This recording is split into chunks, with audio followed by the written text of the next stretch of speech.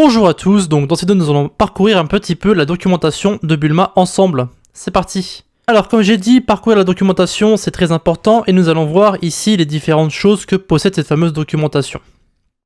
Alors, dans la documentation vous avez plusieurs sous-parties on va dire. Donc vous avez évidemment l'overview que nous avions vu dans la vidéo précédente qui va présenter un peu comment Bulma fonctionne et les différentes choses qui font que Bulma est Bulma, d'accord? Donc on avait vu le start, on avait vu la responsiveness, etc. Ça on verra juste après. Donc on a ici plusieurs choses, on a les modifiers. Donc les modifiers, donc les classes modifiers, vont permettre en fait de modifier le look, d'accord, de vos différents composants et de vos différents éléments. Dans modifiers, vous avez aussi plusieurs sous-parties.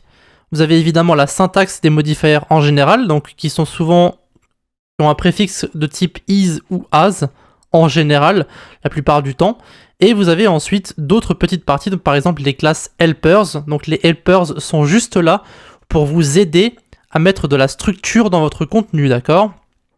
Ces helpers ne servent pas à modifier le look de vos composants. Si vous êtes dans helpers, vous pouvez voir qu'ici vous avez tout ce qui est float, spacing et autres, tout ce qui est par exemple pour enlever le radius, pour enlever un margin, un padding, d'accord, is marginless, is paddingless, etc. etc. C'est juste là pour vous aider à structurer votre contenu, pour enlever certaines choses.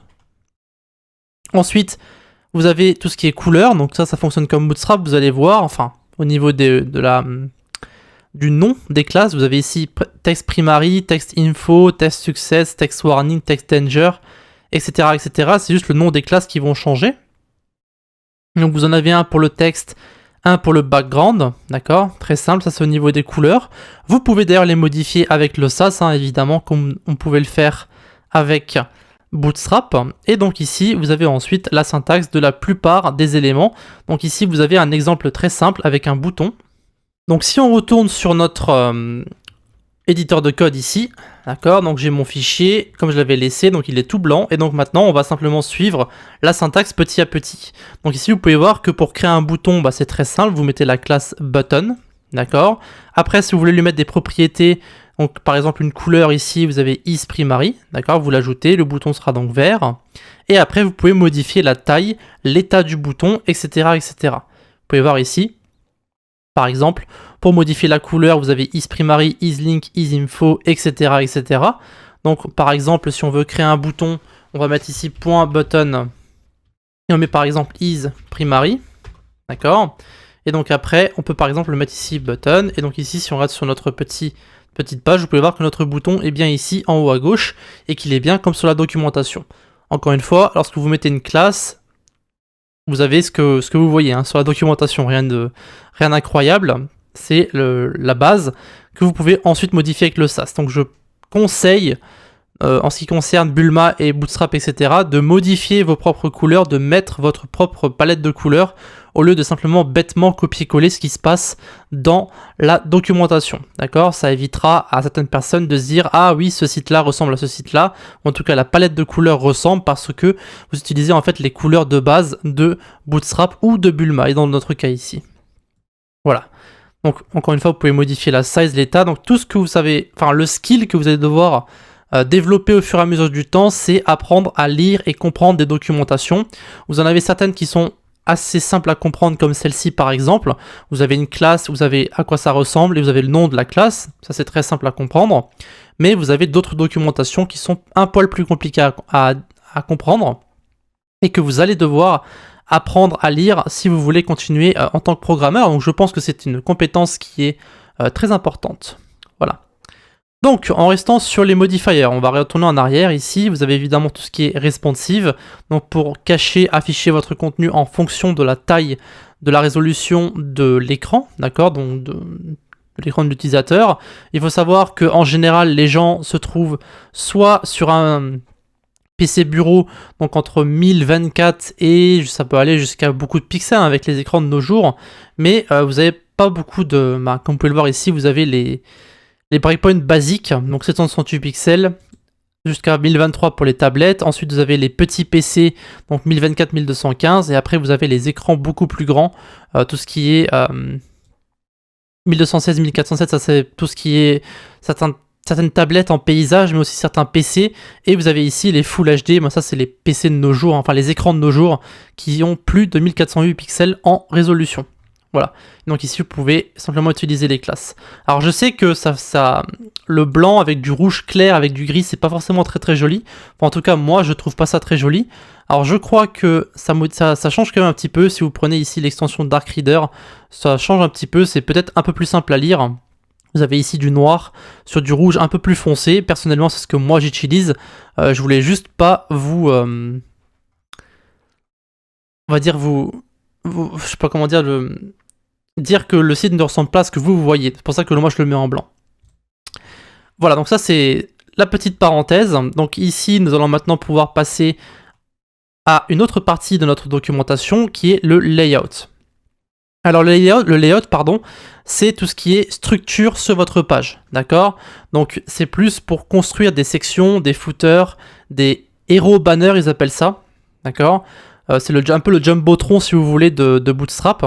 C'est plus ou moins la même chose. Vous pouvez voir que ça crée une partie en fait qui va être un peu séparée de votre site et vous allez pouvoir mettre un titre, un sous-titre, de la couleur, etc., etc. Voilà. Vous avez des exemples, hein, clairement, que vous pouvez ensuite copier-coller au niveau du code. Ce n'est pas... La documentation est vraiment très bien faite en soi. Ensuite, vous avez plein de choses. Donc là, on le découvrira petit à petit. Ce que moi, j'aime bien personnellement, c'est ce qu'on appelle les tiles. Donc ce sont en fait des... C'est un peu pour faire tout ce qui est comme Pinterest. Je ne sais pas si vous voyez un peu ce que c'est. Voilà, vous avez un exemple ici, d'ailleurs, ça tombe très très bien. Vous avez le top tile, bottom tile avec le middle tile. Et ici, le tall tile avec la droite. Donc c'est un design un peu sympathique, on va dire, que vous pouvez faire très simplement avec ici Bulma. Vous pouvez simplement le copier-coller, le modifier, et vous êtes bon pour partir. Vous pouvez ensuite modifier les couleurs, etc., etc. Donc ça vous explique vraiment ici comment ça fonctionne au niveau du nesting, au niveau de tout. Enfin, encore une fois, la documentation est vraiment très très bien faite. Voilà.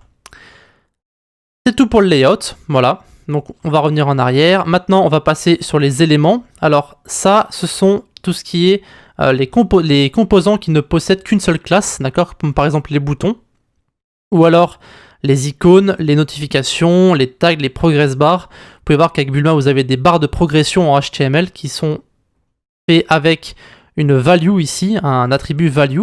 Donc vous pouvez voir ici les différentes barres que vous pouvez évidemment modifier et ajouter une classe modifier, une couleur, ici, une size. Vous avez ici un truc de progression. Tout ça, c'est fait en CSS, hein. Juste que ce soit clair. Il n'y a pas de JavaScript avec Bulma. Et donc ici, vous avez les différents composants que vous pouvez voir. Donc les titres, les images, etc., etc. Ça, ce sont les éléments singuliers qui ne possèdent, on va dire, qu'une seule classe, CSS. Et vous avez donc son niveau supérieur, qu'on appelle les components, qui sont en fait des choses qui sont créées en plusieurs parties, comme par exemple les barres de navigation, ici, les modules, les menus. Donc vous pouvez voir ici un menu très simple qui a été créé. Donc vous avez un module de gauche, vous pouvez voir que le menu est vraiment très sympathique. Général, ici un titre avec les liens qui sont cliquables, un autre titre avec des sous-titres, etc. Enfin, voilà, vous avez vraiment beaucoup de choses que vous pouvez copier-coller. On le voit petit à petit. Donc ici, vous avez les cartes qu'on avait créées juste précédemment avec Tailwind. C'est la carte qu'on avait copié-collée dans la vidéo juste avant, pardon. Donc ici, vous pouvez voir notre élément. Alors ce qu'on va faire, je pense, dans les vidéos suivantes, on va créer, au lieu de voir un petit peu comment la documentation fonctionne et de faire du copier-coller, on va créer, je pense, une mini interface avec Bulma afin que vous puissiez voir comment ça fonctionne, comment utiliser la documentation, etc., etc. Donc là, vous pouvez voir que la documentation n'est pas forcément très très grande, elle est assez simple à comprendre. Là, ce qui reste évidemment, c'est comment customiser votre propre thème avec tout ce qui est variable SAS. D'accord? Donc si vous voulez utiliser SAS, je vous conseille de passer par ici. D'ailleurs, on avait utilisé Node SAS, donc on peut très bien passer par ici par exemple. Ça vous montre très très bien comment faire. Ça vous montre comment initialiser le projet, qu'est-ce qu'il faut installer avec Bulma Node SAS, les différentes choses à mettre, le SAS à créer, le différent code à faire, et vous êtes parti. Vous pouvez voir que pour ce qui est de moi, pour faire un tutoriel sur ça, c'est pas forcément nécessaire. Tout ce que vous avez à faire, c'est suivre les différentes étapes ici. Voilà. Et donc après, vous avez les colonnes de Flexbox qui sont aussi très très simples.